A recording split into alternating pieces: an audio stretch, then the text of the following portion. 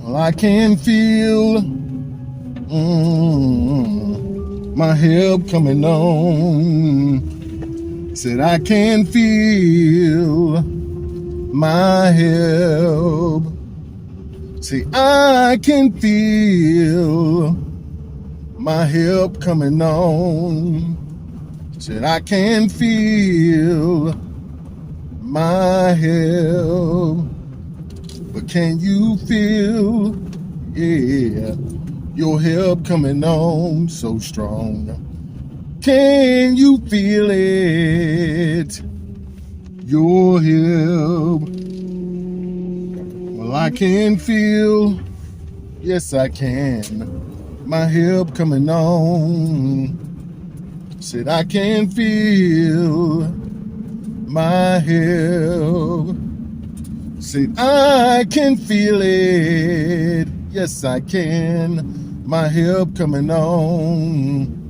Said I can feel my help. But can you feel your help coming on? Can you feel it? Your help. Hallelujah today. We say praise the Most High today, family. The Most High is so good to us, family. He'll help us if we call out to him. If we call him in the time of need. Family, I remember those days when I was back there in Tabernacle of Prayer for All People. We had a pastor that would say that I can feel my help coming. And folks would just go, wow, you preach, pastor, you preach. But it's nothing like feeling your help for yourself when the Ruach HaKodesh comes alongside to help you. You know when it's there, or should we say more importantly, you know when he's not there. Oh boy. And it's a whole lot of sad singing then. But when you feel him coming along, whispering in your ear, and also confirming what he just told you, hallelujah. Family, that's a blessing. That's a blessing. And see, that's how we compliment each other, family. When we're doing what the Most High calls us to do, we're complimenting our brothers and sisters. We're encouraging our brothers and sisters to do what they're called to do, to what the Most High has called them to do. Hallelujah. And even if it's just one word of confirmation, that's a tremendous word from the Most High. And I have been getting that of late, a whole lot more. Praise the Most High. The Most High is good to us, family, and he has a plan. Thank you, Pop. The Most High has a plan. And it's up to us to walk in it. In hand with him. In step with him. As he leads us into all truth through his Ruach HaKodesh. Praise the Most High today, family. I do hope everyone is well today. And that you're able, like myself, to get out and enjoy it. Getting yourself in some fresh air, some sunshine, and the Most High willing, some good old exercise. Hallelujah. Hallelujah. We do have an absolutely grand idea for today. And it's one most of us don't want to hear. But we're probably going through it. As I have been for a long time now.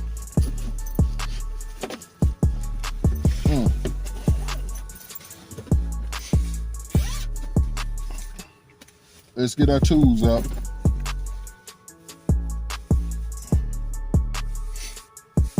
And like we just said, can you feel your help coming on? Oh boy. Can you feel your help? Hallelujah. I can feel mine, family. Yes, indeed I can. And I'm so excited.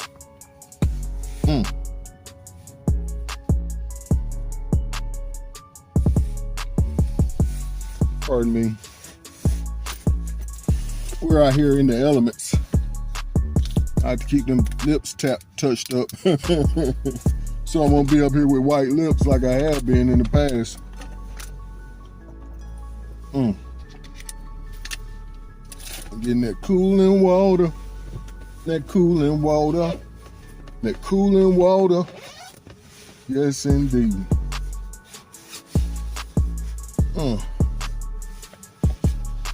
But the idea, family, is isolation. Isolation is just preparation. That's all it is. And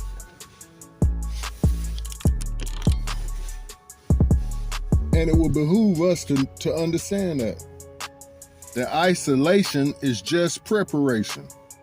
And we're gonna go on through this idea today, family. We have some reading to do.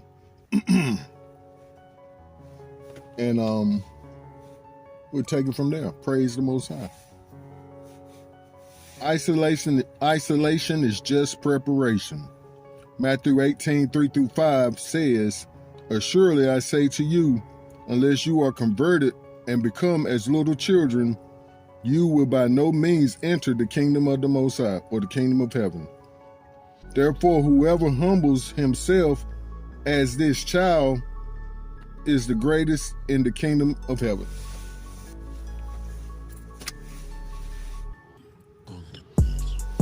The Most High gave me this script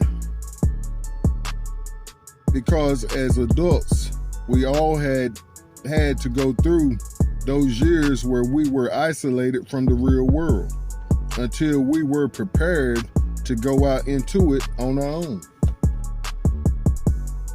It is the same as far as growing up or coming to age or coming of age in the kingdom of the Most High Yah.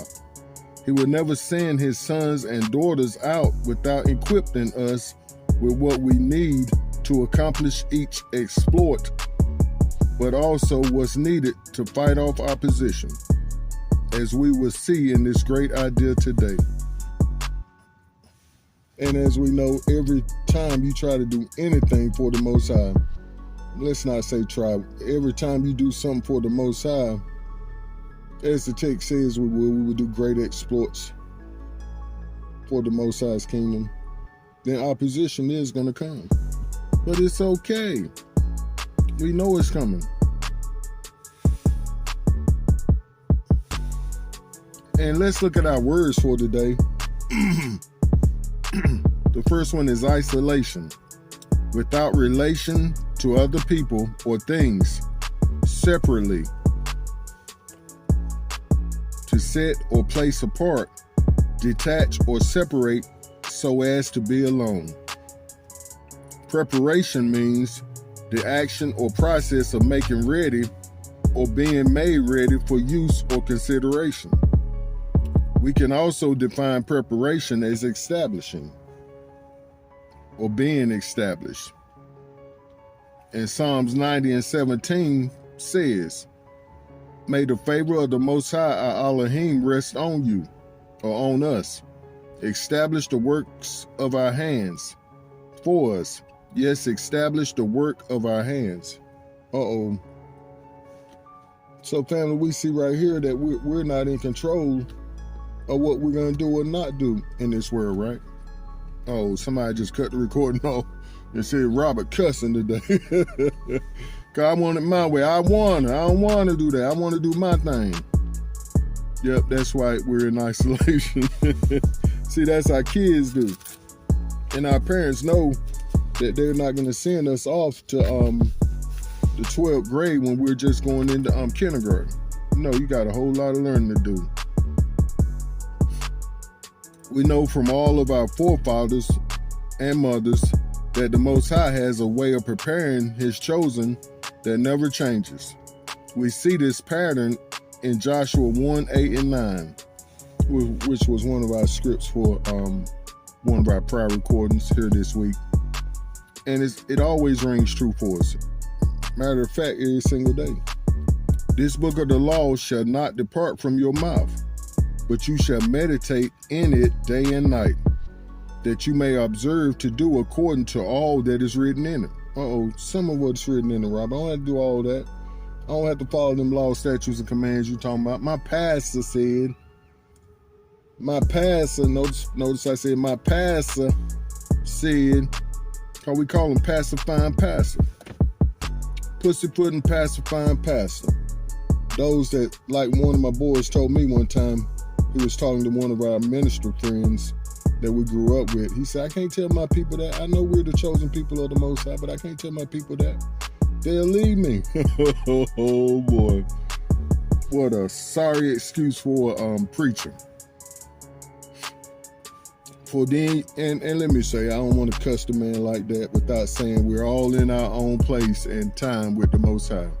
But that was a good example for me because that put heat up under me at that time. That was when I first came into the understanding of who our people were, and the Most High was real hot on me. Just dropped that word into me, and this art was helping to mature. For then you will make your way prosperous, and then you will have good success. So I'm not going to be successful if I don't meditate on these laws and follow everything that's written in this book of the law? Not at all, not at all. Have I not commanded you? Be strong and of good courage. Do not be afraid nor dismayed, for the Most High, your Elohim, is with you wherever you go.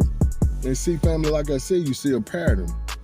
And what this pattern is showing us, family, we build off our occultists, what they did, our forefathers and foremothers, what they did yesterday, how they walked with the Most High yesterday. And also, as we see it coming up, what our ox and occultes are sharing today. See, the Most High is always confirming his word. Just like we said, he's not going to send us out there naked when we need some clothes on. He's going to equip us to accomplish the exploit, but also to defend off the naysayers and the enemy. Isolation is the time to become the personal value you were created to be. By finding your purpose or problem you were made to solve and refining your gift until the world needs it or can't do without it. And this was a quote from Miles Monroe, great man of the Most High's kingdom. Resources follow value, and wealth follows value. We see that every man and woman that the Most High uses has to go through this isolation season of refining and finding their problem. Moshe, Esther, and of course Yahushua HaMashiach himself, just to name a few, had to have their foundation set like concrete and rebar before the Most High could build upon them, as Yahuwah told Peter. He told Peter, upon this rock or upon this foundation that I am the Mashiach, I'm going to build off of you. Every one of these heavy hitters had a hand in helping to save the Most High's people. None more important than Yahushua HaMashiach, but you get our point. Anytime the Most High calls anyone to complete a kingdom task or exploit, it's life or death. So it's absolutely vital that we use our time in isolation well. That's just like a hen. She'll lay her eggs, but that don't mean they jump up and go and start crowing like a rooster. Cock-a-doodle. No. She got to sit on them for a while. Oh boy. And that's what the Most High is doing with us. He's sitting on us a while. He got to sit down on, just like we do. We got to sit down on some information sometimes and not share everything. Thank you, Pop. That was a reminder of what he told me just before we got out. You can't share everything the Most High is telling you while you're in your isolation season, because it's not for everybody. And see, I learned that a lot of these ideas the Most High share to me are just for me. I couldn't share all the ideas he shared with me because he's talking to me all day. Because I need him all day. I'm that special needs kind of child, family. I have stuff pop up in my mind all the time, and I have to be like, nope, I'm not going to be able to do it.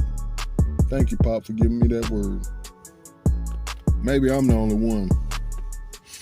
We must pay full attention to the teacher, because the test is coming. Today we want to focus on Elijah's isolation for preparation. This man had many great exploits for the Most High's kingdom. However, let's look at what it took to accomplish them. And we're looking at 1 Kings 17. Elijah announces a great drought.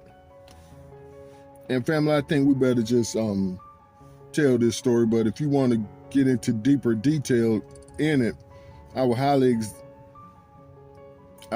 recommend reading the whole chapter of 1 Kings 17. And it starts off as Elijah calling for a great drought. Now, family, do you think that Elijah called for the drought on his own? Good question, Robert. No. Simply put, the Most High called for the drought. And do you think our boy Joshua, who we spoke about in the prior recording, do you think he called for the sun and the moon to stand still on his own? No. This was one of the greatest feats that the Most High used a man to show his power through man and the authority that he has given us. But he still has to get the man's permission. I mean, the man still has to go to him for permission or assignment, exploits, we should say. And he called for a drought. So during this drought, see, family, what I'm understanding, and bear with me a second, when we walk out the kingdom's assignment that the Most High has given us, we put ourselves in jeopardy at times. The Most High give us a word and it'll put us in jeopardy. Like the text says, he sends us forth as sheep before wolves daily. So during that drought, it caused him to get hungry. It caused him to be hungry and need some water. So the Most High sent him, he said, leave here in verse 3, turn eastward and hide in the Kerith Valley, east of the Jordan. You will drink from the brook, and I have directed the ravens to supply you food there. Oh boy, family, do you know how that sounds? From one of the most stingiest birds there is. Ravens are very smart, but they don't share their food with nobody. No, they're not going to be sharing their food. But the Most High told them, so they had to obey. But family, this reminds me of this occulte that I just found, and I'll put her information right here. She confirmed this word today, but she had another confirming word, which she said that the Most High is sending us our kingdom helpers. Praise the Most High, to help us get to our next destination. And we might not always understand our kingdom helpers when we see them, but trust you me, the Most High sends them. And I'm sure he said ravens. But yet and still, he's been in that season of isolation before this season of isolation, so he knew he can trust the Most High's word. So as the Most High said, the ravens brought him food daily, and bread, and meat. And as I heard a teacher or a preacher preach at one time, it was a drought during that time. So most of the people only who had bread and meat will be getting it off the king's table. So the raven was going to the king's house and stealing bread and meat for Elijah.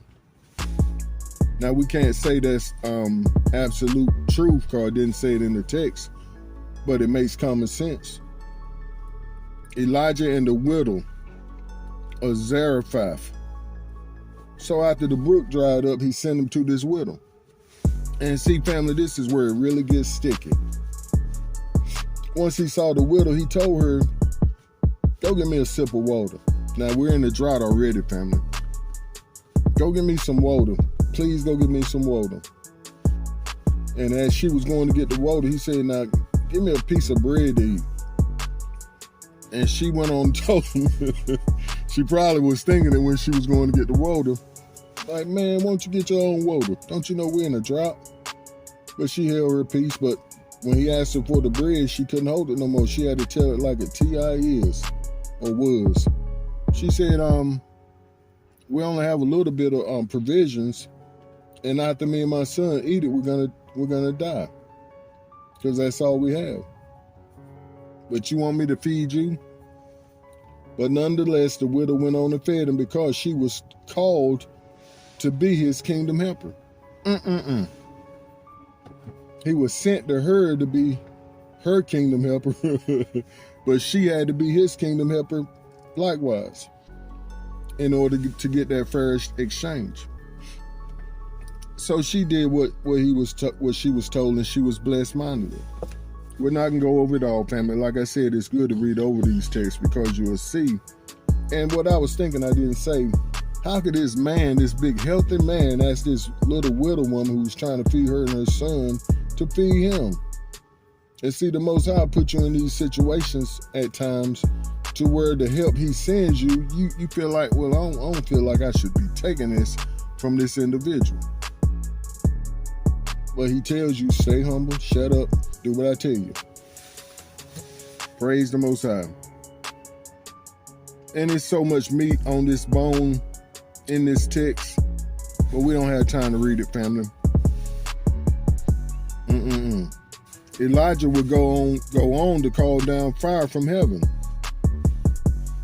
and to slay with the sword the enemies of the Most High, those who serve other Elohims. And most of us know this story. He went and challenged the prophets of Baal, and he told them, you build your altar, dig a trench around and put water in it, and I'll do the same, and water down the altar. I don't know if he told them to water down the altar, but it's in the book, the next chapter. But he watered down his altar, built a trench, and filled it up with water. And I don't even know if he told them to build a trench and fill it up with water. I don't think he did. I think he was just showing out, by the Most High's command, of course. Build a trench around it and fill it up with water. And whoever calls down their Elohim on the scene to set fire to the altar, they serve the true and living Elohim. But the one that don't, and will be put to death. So, of course, as the historical story goes, Elijah gave them time to pray to Baal, and he was cussing them. He was jigging at him the whole time. He was like, where is your Elohim? Is he out? Oh boy, he was really jigging at him. But he gave them so long until they start cutting themselves. Blood was gushing out of the wounds. And finally he said enough is enough, right around the time that he had his morning or evening prayer. And see, that lets us know that he had consistency in his life.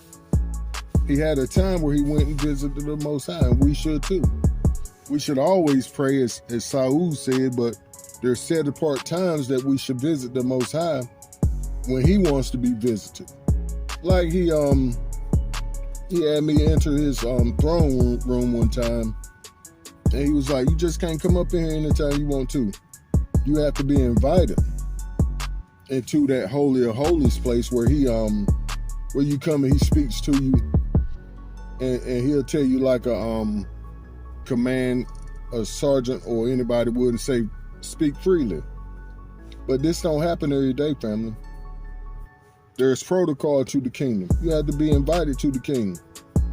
Of course, he uses his Ruach HaKodesh to speak to us all the time, every day, all day.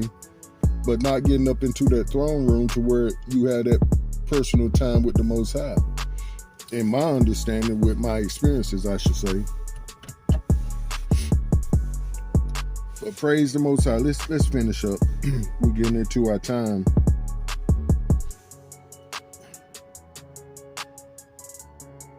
The Most High says we will do greater works than Mashiach. But who's willing to go through what he and all his heavy hitters went through to do so? And we just named a few today, but there's so many more.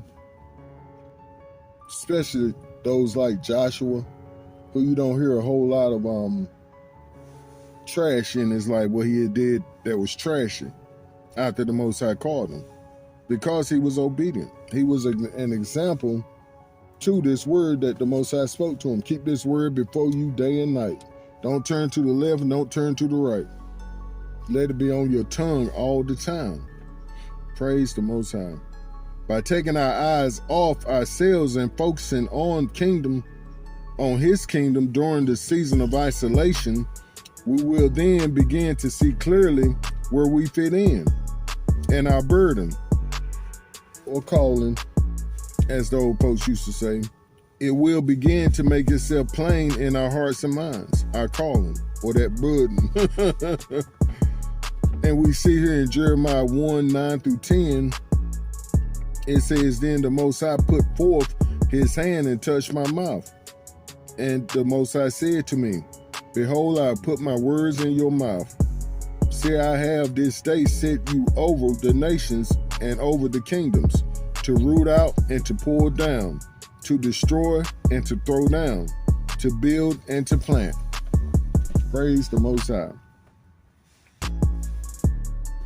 And Isaiah picked it up and said in his first chapter, 16th through 17th verse, "Wash yourselves, make yourselves clean, put away the evil of your doings before my eyes. Cease to do evil, learn to do good, learn to do good, learn to do good, learn to do good." See, this is what the preparation is for. The isolation for your preparation is for. Seek justice, rebuke the oppressor, defend the fatherless, and plead for the widow. See, family, this is what the preparation is for. And Michael picked it up in his 6th chapter and 8th verse. "He has shown you, oh man, he has shown you, oh Robert, he has shown you, our good people, what is good. And what does the Most High require of you? But to do justly, to love mercy, and to walk humbly with your Elohim." Hallelujah. We're going to let that be our time, family. But it's high time that we listen to the Most High's voice in our lives daily. And during these seasons of isolation, which they're usually after every great feat or after every victory that we have with the Most High, he's calling us to him, just like when I went through that first open heart surgery in 2016. When it came time here in back in June of 2023, I had to have another open heart surgery. But the Most High told me, "You better come and holler at me." "Boy, you better come see me. You need a fresh Debar word. You need a rhema word for this season." And it took me going to him, getting that word, which carried me through that next operation, which was much worse. And I didn't know that it would be so much worse, fam, because we love to say he did it before, he'll do it again. It's true, but we got to get in there and get that fresh word for this season. Hallelujah. And it takes isolation, family, to be prepared. That's just like, thank you, Pop, putting a seed in the ground. It just don't pop up overnight. That thing is isolated for a season and it dies. Oh boy. So in the isolation, just like we read in that text, the Most High is cleaning us up. But it says, wash yourselves. How are we washing ourselves? As the text says in that holy text, wash yourselves in the word of the Most High that cleanses us from all unrighteousness. We're going to let that be our time. I love y'all and appreciate you so much. Isolation is for preparation. So don't sweat it. You've been prepared for greatness.